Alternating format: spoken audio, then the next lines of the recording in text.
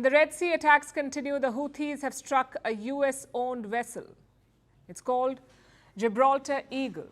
Damages are low, but the message is clear. The Houthis will not stop, not unless Israel stops the war in Gaza. We've discussed the Red Sea in detail in the past few days. We mentioned what's at stake. But tonight we're focusing on the Houthis. Who are they, who leads them, and how are they taking on the US military? We'll answer the who first. Houthis are a Shia armed group in Yemen. It's hard to put a date on their founding, but most accounts say the 1990s. That's when the Houthis came into being. Their real name is different though. It's not Houthis.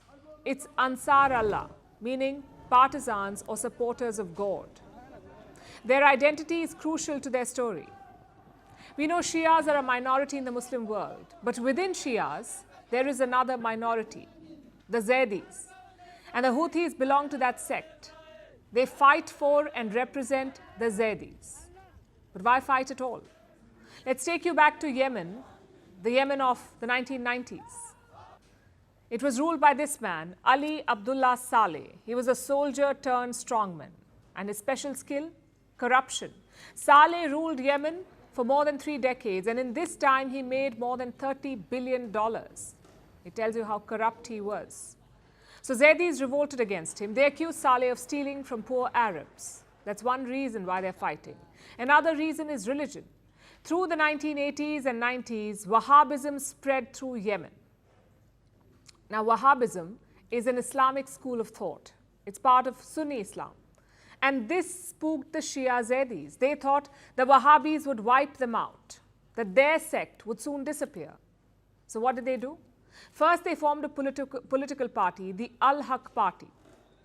And among its leaders was this man, Hussein Badr al-Din al-Houthi. In 1997, he built a network for Zaydi youngsters. He called it Believing Youth. The mission was religious education and social welfare. But soon that changed. In the 2000s, Abdullah Saleh aligned with America. He supported Washington's war on terror, even the invasion of Iraq. He supported all of it. And in return, he got plenty of aid money from the US. So the Zaydis were livid. Most of their youth had been radicalized. Their new slogan was death to America, death to Israel. So now Saleh cracked down. He launched military campaigns against the Zaydis. In 2004, Hussein al-Houthi was killed in one such strike. So the leader was dead, but his name remained. The Zaydi fighters soon came to be called Houthis. Their base is in northern Yemen. As a result, they often clashed with Saudi Arabia as well. In fact, Riyadh joined Saleh's crackdown. Together, they hunted Houthi fighters. But they could not win. Then came the Arab Spring in 2011. The Houthis eagerly joined the protests in Yemen. They managed to topple Abdullah Saleh. But you won't guess what happened next. In 2014, the allegiance shifted. Saleh's successor became a Houthi enemy.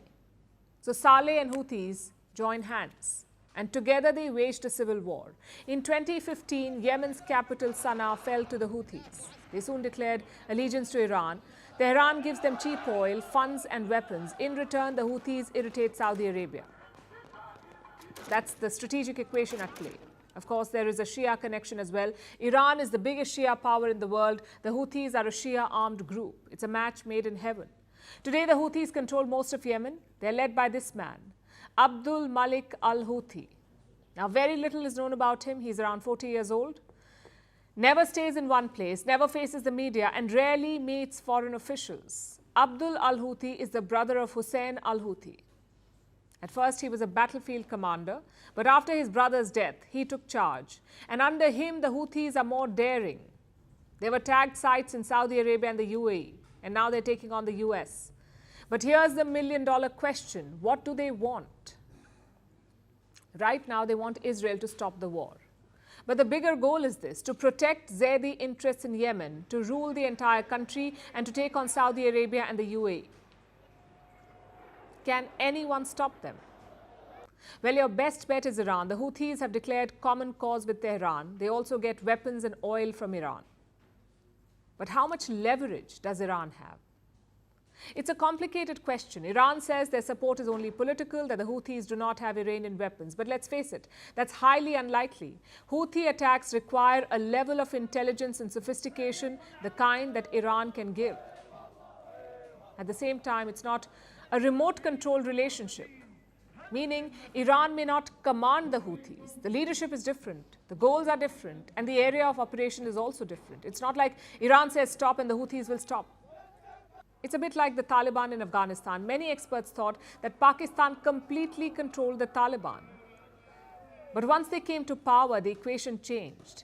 So my point is quite simple. Such relationships are very complicated. There are no rules here. Sometimes it's based on personal equations, sometimes on common enemies, and sometimes on religious ties. It's not a treaty alliance drafted by diplomats.